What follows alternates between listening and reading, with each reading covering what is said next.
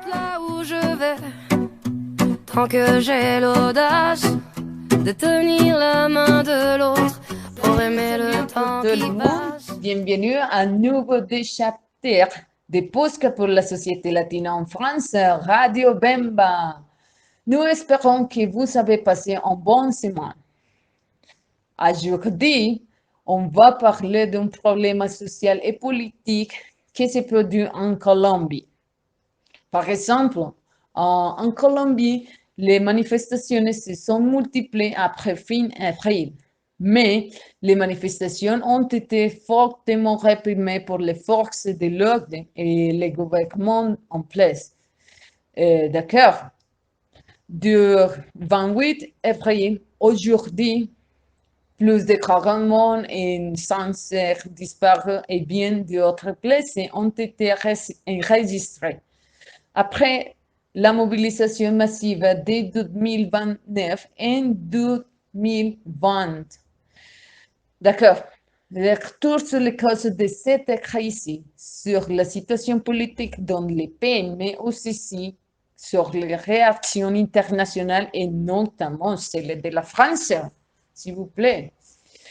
Pour cette raison, nous avons aujourd'hui un invité spécial. Il a fait partie du gouvernement et il a connu les protestations de l'opposition et il a fait des réponses à chaque secteur touché, par exemple les étudiants, la classe moyenne, les pauvres et les réfugiés.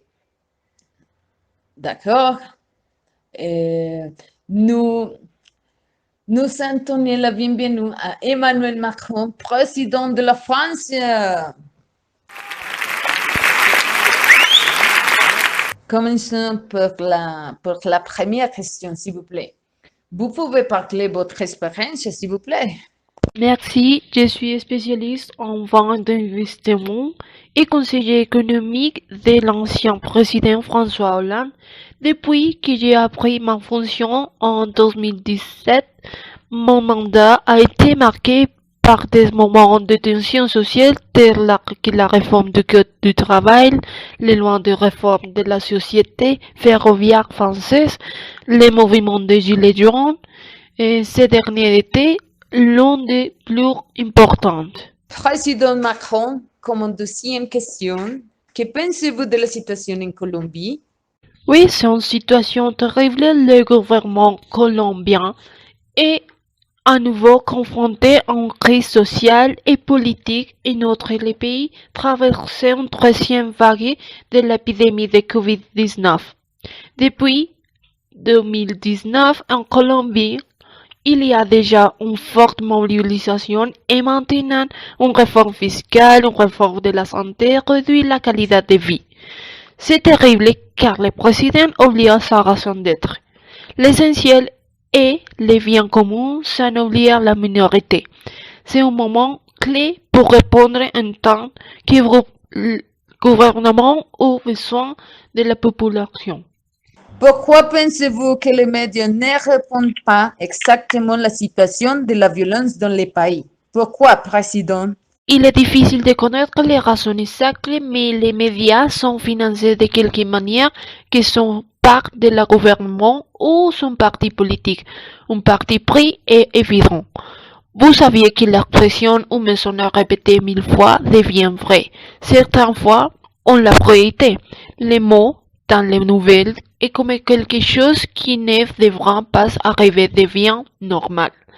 Ce qui est positif, c'est qu'aujourd'hui, les citoyens ont d'autres moyens de trouver des informations.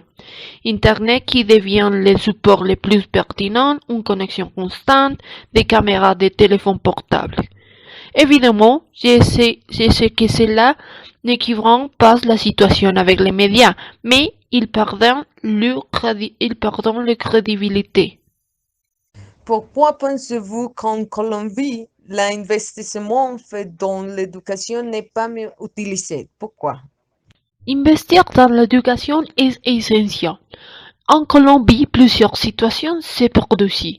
En premier lieu, la corruption, puisqu'il n'est pensé que dans un intérêt personnel. Deuxième, le manque de politiques publiques réglementaires. s'ils y profitent du secteur privé et non un bien commun. L'investissement devient être priorité dans les zones rurales, dans les zones éloignées des villes. Présidente, pensez-vous que l'ONU pourrait aider la Colombie à trouver une solution? Si c'est possible. Trouver la situation dépend de la volonté de tous les citoyens, parce que l'ONU n'est qu'une entité de médiation qui diagnostique les problèmes.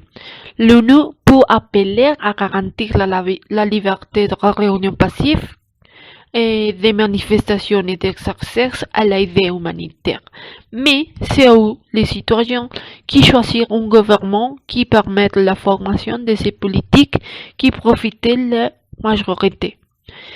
Il faut aussi changer la culture, comprendre que le développement du pays est nécessaire à l'avancement. Quel message envoyez-vous en ce moment Colombie qui se bat pour le pays?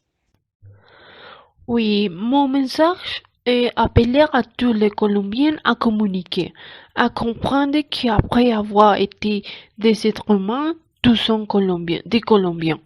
La majorité avec des besoins. Plus de 45% vivent dans la pauvreté. Et l'équité est nécessaire. L'empathie, connaître l'autre à partir de son contexte. L'appel est à le gouvernement d'écouter les demandes de chaque secteur et de proposer des solutions à contrôle à long terme. Merci beaucoup pour cette interview, Présidente. Oui, merci à vous pour l'invitation avec ces sujets d'une grande importance. Bonne continuation. Merci à notre public aujourd'hui de s'être connecté. N'oublie pas dans le prochain chapitre, nous aurons une interview avec le président Najib Boukele et ses stratégies au milieu de la pandémie. Nous continuons avec une chanson colombo-française, Jory Buenaventura, accompagnée de Sazdan.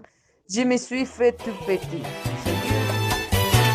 Je n'avais jamais sauté mon chapeau Devant personne.